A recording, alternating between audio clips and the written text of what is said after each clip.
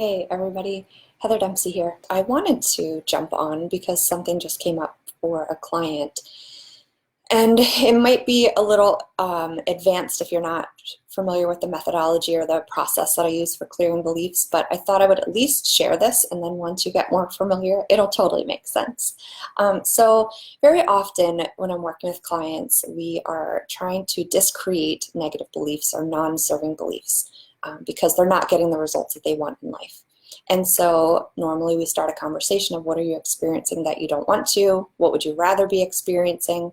And this specific example that came up was with a client who we're working through audio sessions instead of live sessions. So the difference is a live session, we would be on live, either through video or on the phone, and we'd be having a dialogue about the belief, right? And so I can help you dig, and dig deeper to what belief would serve you best to clear. So working through these audios, it's usually through email, and people say like, this is the belief that I want to clear, this is the belief that I would like to create. And I'm using this example because I'm going to dig deeper with this client. The belief that she wanted to clear is I can't lose weight. And then the belief that she wanted to create was I can do anything that I put my mind to or anything I set my mind to. And so I read that, and that seems totally valid, right? That's a belief that you'd want to clear so that you can lose weight. And I actually had a process yesterday. I was being walked through from one of my classmates because I'm retaking this belief clearing course. It's like my third time around. But with my classmate, I actually wanted to work on a similar thing where I don't have a lot of self-discipline. I don't tend to stick with exercise routines or healthy eating. I am like a candy nut. You see my grocery cart, it looks like a 6-year-old went shopping with snacks and sugary and all that stuff. So when I went into the session, I wanted to clear, like, I have no discipline, I don't have self-control. And so what is really important through this process is we know what it is that we want.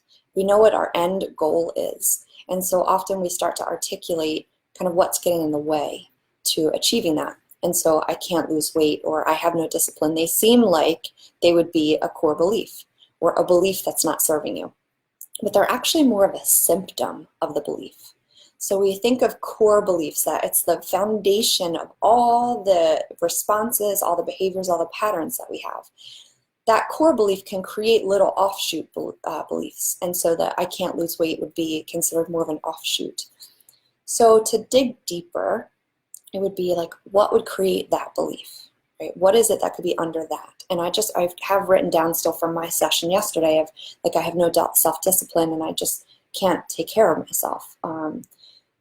Starting to go through this like unwinding process or spiraling into it, I also started to talk about I can't, or taking care of myself sucks, right? Being responsible sucks. I hate taking care of myself. So there were all these different ideas, and so you work with your practitioner to uncover and get down to the root of it. For me, and there's going to be language here, so mute if that's not appropriate, but for me it was the underlying core belief is I fuck everything up. And so it makes sense, right? If I mess everything up, then I wouldn't take care of myself. I wouldn't like responsibility. I wouldn't be able to hold the discipline it would take to be a healthier person. And so then the example for my client that I can't lose weight, well, she can't lose weight because of what?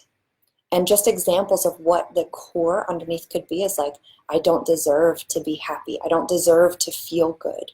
I'm not worthy of this. And it might be, I'm disgusting, right? So if the core belief is I'm disgusting, everything and the choices that you would make would support that, would prove that to be true, would keep that and keep building upon that belief. So part of that would be, well, if I can't lose weight, I'll continue to be disgusting.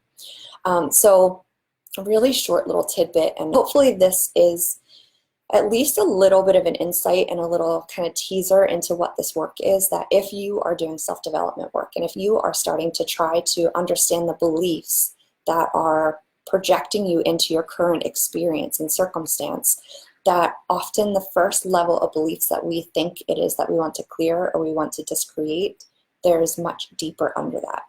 And often the deeper under that is even more feelings. Not even necessarily to be able to articulate it, because these beliefs, we've established most of them by the time we were like 8 years old, some of them even younger, from like infancy. So we'll see if you have any questions or if there's any part of this that intrigued you, let me know. If you're curious about this work, it's pretty incredible, like incredibly powerful. It's my favorite process that I'm working with right now. Things that come up are incredible. Like, for example, I had a client the other day, and it was about safety, feeling safe, unsafe, and just this pressure. And what ended up coming to the surface was needing to clear a belief of, I need to change the world. And well, that kind of sounds like an awesome belief to have, like, I need to change the world. That would create a lot of passion for what you do. But the part that stuck out to me is, I need to change the world. This was this pressure rather than I am able to change the world. I have the power to change the world. So hear how that belief, I need to change the world, really could serve a valuable purpose. And all of our beliefs at some point did serve a purpose. So for that person, they are a life changer, right? It is their mission is to change the world. But at this point in her life, we wanted to change it from I need to change the world to, my very being changes the world, or I am capable and I have the power to change the world. So even just switching the belief a little bit in the discretion process and creation process, so beneficial. All right, thanks again. Thanks for watching.